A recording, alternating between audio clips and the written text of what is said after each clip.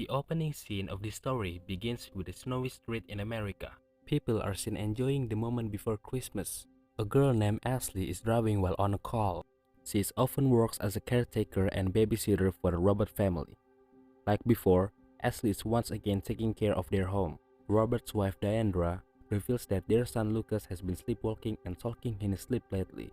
Strangely, Diandra suggests Ashley gives Lucas sleeping pills as if she doesn't want anything bad to happen to either Lucas or Ashley. Soon after, Robert and Diandra leave for their event. As with most housekeepers, Ashley performed her duties well, from tidying up the house to washing clothes and taking care of Lucas while his parents are away. However, an unexpected thing happened. 12-year-old Lucas dared to drink champagne in front of Ashley. Ashley quickly took the bottle and forbade him from drinking it again. Ashley also experienced another surprising event. While watching a movie with Lucas, she was suddenly touched by the young boy. Ashley rejected him and said that she considered Lucas as her younger brother or friend, and that it was not appropriate for them to do such things. Short while later, Ashley's feelings were disturbed after receiving a mysterious call with no voice from the caller. The same happened when she found the door of the house suddenly open, even though she had closed all the doors and windows. Unfortunately, Lucas, who tried to give Ashley his phone to immediately call the police, accidentally dropped it into the aquarium.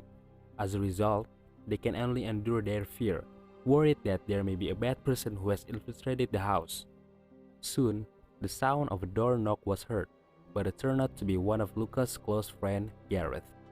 Gareth is known to frequently visit Lucas' house and spend a lot of time playing games there.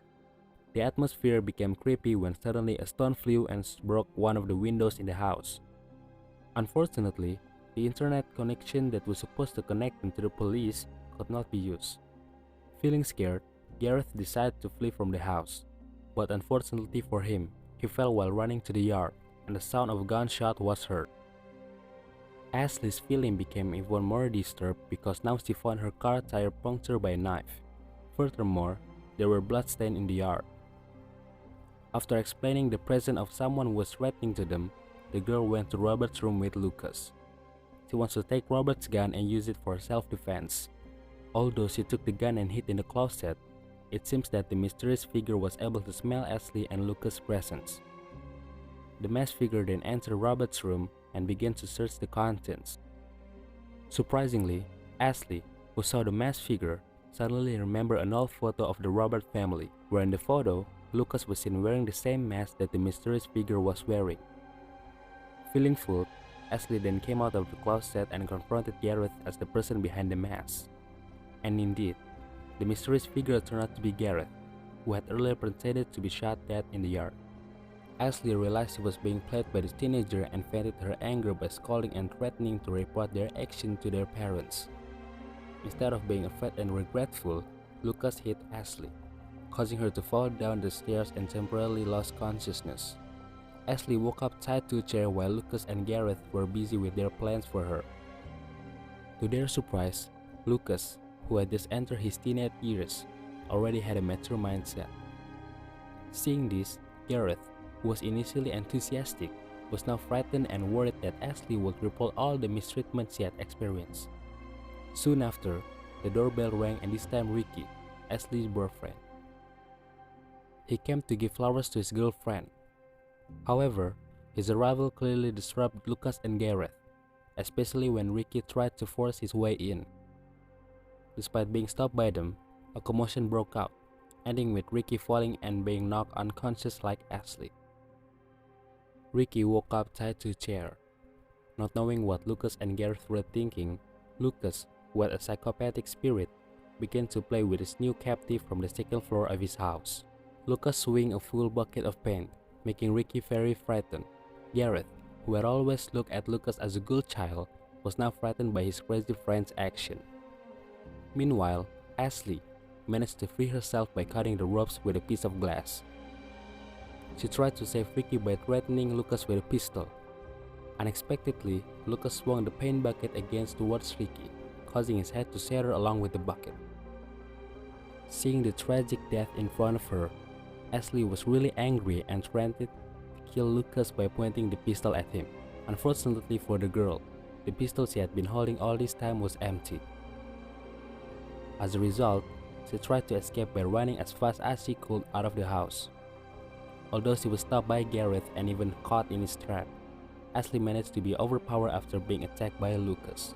Ashley is now powerless as almost her entire body is wrapped in tape by them. Even Lucas wraps her body with a decorative lamp like the Christmas tree. However, shortly after, someone else arrived and it is Jeremy, Ashley's ex-boyfriend. It is unclear what Lucas has planned, but Jeremy's arrival was the wish of the teenage psychopath. On the side of his house, Lucas meets Jeremy and begins to reveal Ashley's feeling that still love him. Surprisingly, Lucas suddenly strangles Jeremy's neck and hangs him, killing him in a brutal manner. At the same time, Gareth, who was in charge of guarding Ashley, begins to relax after the girl teases him. Whether he was attracted to the girl or felt sorry for her and wanted to save her, Gareth slowly begins to open the restraint on Ashley's body.